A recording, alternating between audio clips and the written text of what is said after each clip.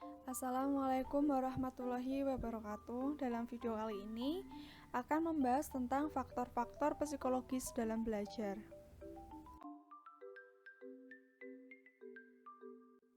Perkenalkan, nama saya Si Febrianti dengan NIM 23060190095.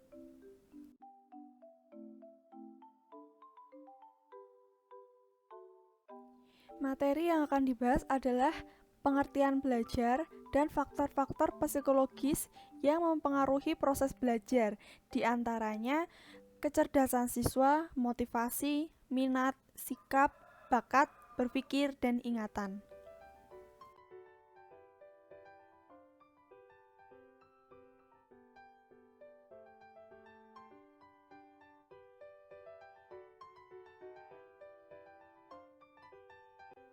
Pengertian belajar menurut Bapak Skinner, belajar adalah suatu proses adaptasi atau penyesuaian tingkah laku yang berlangsung secara progresif. Sedangkan menurut Hitzman dalam buku Psychology of Learning and Memory tahun 1987, belajar adalah suatu perubahan yang terjadi dalam diri organisme atau manusia dan hewan, disebabkan oleh pengalaman yang dapat mempengaruhi tingkah laku organisme tersebut.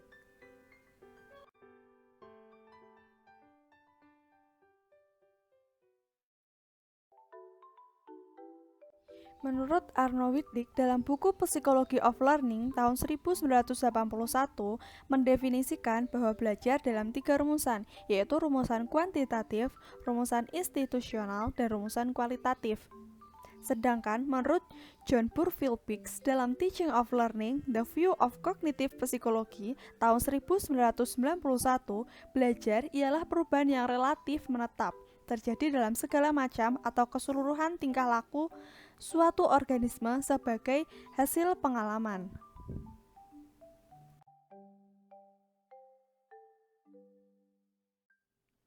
Faktor-faktor psikologis yang mempengaruhi proses belajar. Yang pertama yaitu kecerdasan.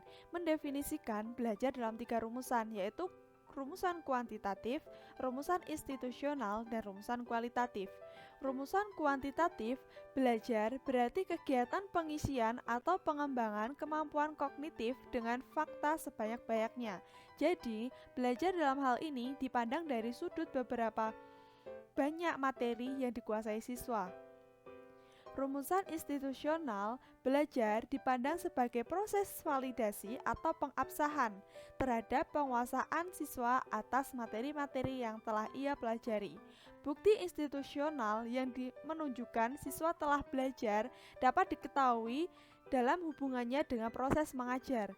Ukurannya ialah semakin baik mutu mengajar yang dilakukan guru, maka semakin baik pula mutu perolehan siswa yang kemudian dinyatakan dalam bentuk skor atau nilai. Rumusan kualitatif ialah proses memperoleh arti-arti dan pemahaman-pemahaman serta cara-cara menafsirkan dunia di sekeliling siswa.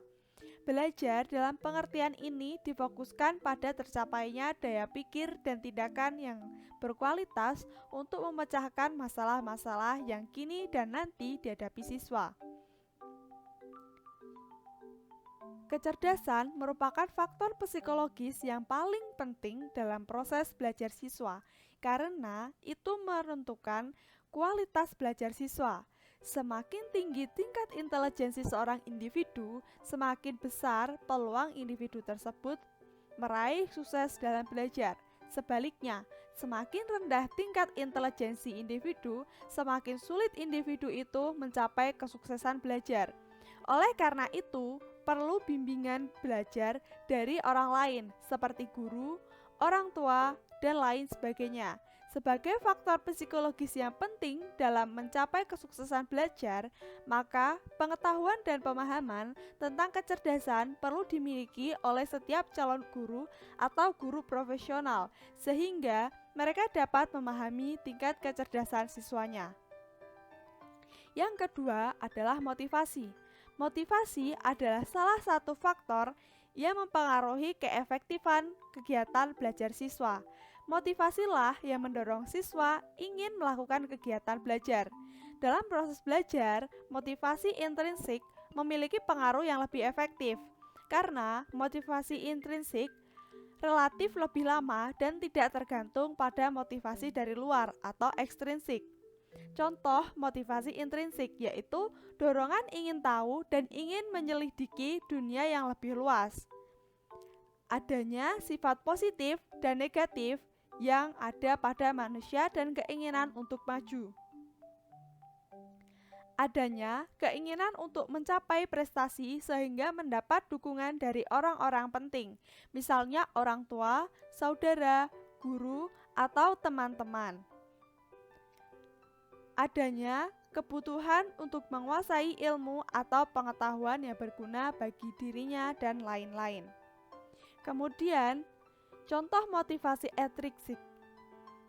Motivasi intrinsik adalah faktor yang datang dari luar diri individu tetapi memberi pengaruh terhadap kemauan untuk belajar, seperti pujian, peraturan, tata tertib, reladan, guru, orang tua, dan lain sebagainya. Kurangnya respon dari lingkungan secara positif akan mempengaruhi semangat belajar seseorang menjadi lemah.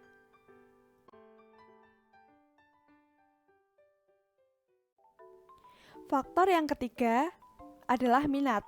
Suatu rasa lebih suka dan rasa ketertarikan pada suatu hal atau aktivitas tanpa ada yang menyuruh. Jika seseorang tidak memiliki minat untuk belajar, ia akan tidak bersemangat atau bahkan tidak mau belajar.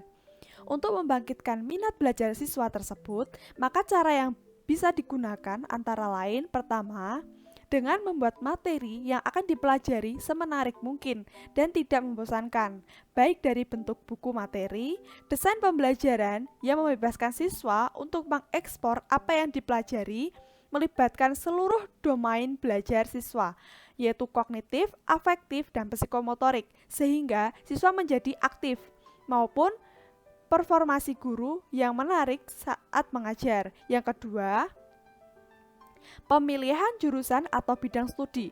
Dalam hal ini, alangkah baiknya jika jurusan atau bidang studi dipilih sendiri oleh siswa sesuai dengan minatnya. Faktor yang keempat adalah sikap. Dalam proses belajar, sikap individu dapat mempengaruhi keberhasilan proses belajar. Sikap adalah gejala internal yang berdimensi afektif berupa kecenderungan untuk mereaksikan atau merespon dengan cara yang relatif tetap terhadap objek, orang, peristiwa, dan sebagainya, baik secara positif maupun negatif.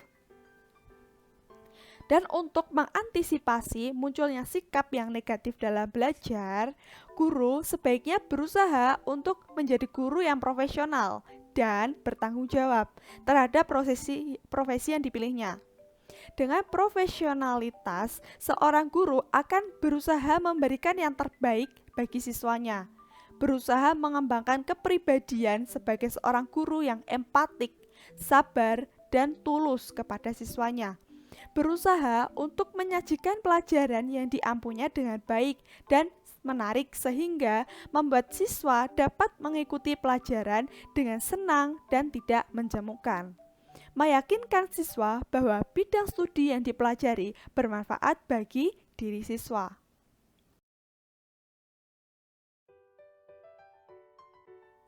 Yang kelima, bakat. Faktor psikologis lain yang mempengaruhi proses belajar adalah bakat. Secara umum, bakat atau aptitude didefinisikan sebagai kemampuan potensial yang dimiliki seseorang untuk mencapai keberhasilan pada masa yang akan datang. Pada dasarnya, setiap orang mempunyai bakat atau potensi untuk mencapai prestasi belajar sesuai dengan kemampuannya masing-masing. Karena itu, bakat juga diartikan sebagai kemampuan dasar individu untuk melakukan tugas tertentu tanpa tergantung upaya pendidikan dan latihan. Individu yang telah memiliki bakat tertentu akan lebih mudah menyerap segala informasi yang berhubungan dengan bakat yang dimilikinya. Misalnya, siswa yang berbakat di bidang bahasa akan lebih mudah mempelajari bahasa-bahasa lain selain bahasanya sendiri. Yang keenam, berpikir. Merupakan perkembangan ide dan konsep di dalam diri seseorang.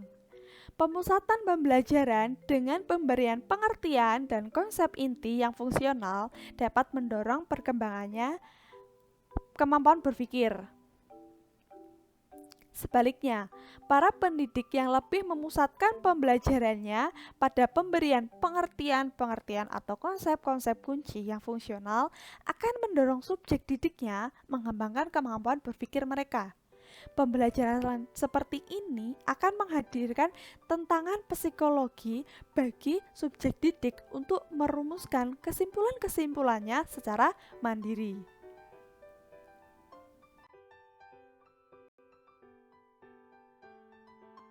Faktor yang ketujuh adalah ingatan. Dalam konteks pembelajaran, kecakapan ini dapat dipengaruhi oleh beberapa hal, di antaranya teknik pembelajaran yang digunakan pendidik, teknik pembelajaran yang disertai dengan penampilan bagan, ikhtisar, dan sebagainya, kesannya akan lebih dalam pada subjek didik.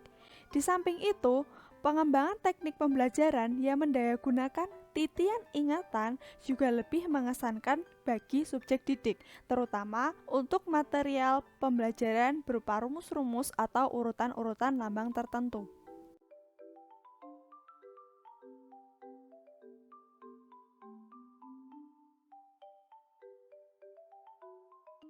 Sekian paparan materi tentang faktor-faktor psikologis dalam belajar.